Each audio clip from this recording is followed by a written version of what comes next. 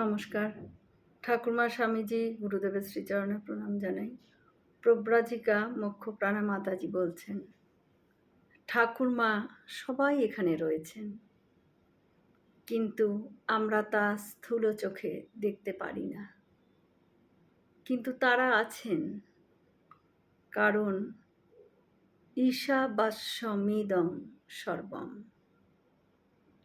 গভীরভাবে জপ পড়লে চেতনা শক্তি জাগ্রত হয়। চেতনা শক্তি জাগ্রত হলে তা আমাদের ইষ্ট বস্তুর দিকে নিয়ে যায়। ঠাকুর বলতেন, এই বেড়ালই বনে গেলে বন বেড়াল হয়, অর্থাৎ এই মনকে নিয়েই আমাদের এগোতে হবে।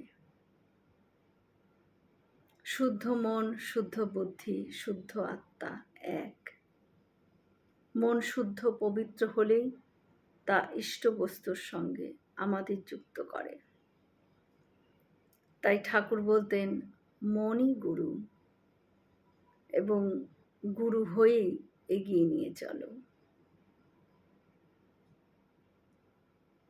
আধ্যাত্মিক পথে যখন পা দিয়েছ, তখন একটা দৃঢ় সংকল্প থাকা চাই, কিছু না কিছু পেয়ে অবশ্যই যাবে।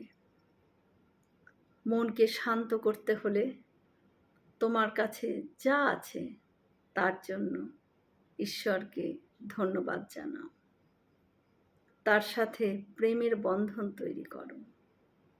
দেখবে মনের সব অশান্তি কোথায় হারিয়ে গেছে। জয় শ্রী রামকৃষ্ণ। আমরা সকলে মিলে একসাথে বলি, জয় মহামায় কি জয়, জয় ভগবান শ্রী শ্রী রামকৃষ্ণ দেব কি জয়, জয় স্বামীজি মহারাজ জি কি জয়। হয়তো অনেক ভুল ত্রুটি হলো, ঠাকুর যেন ক্ষমা করে নেন। সকলে সুস্থ থাকবেন, আনন্দে থাকবেন। ঠাকুর মায়ের কৃপা দৃষ্টি সকলের ওপর বর্ষিত হোক। শুভরাত্রি।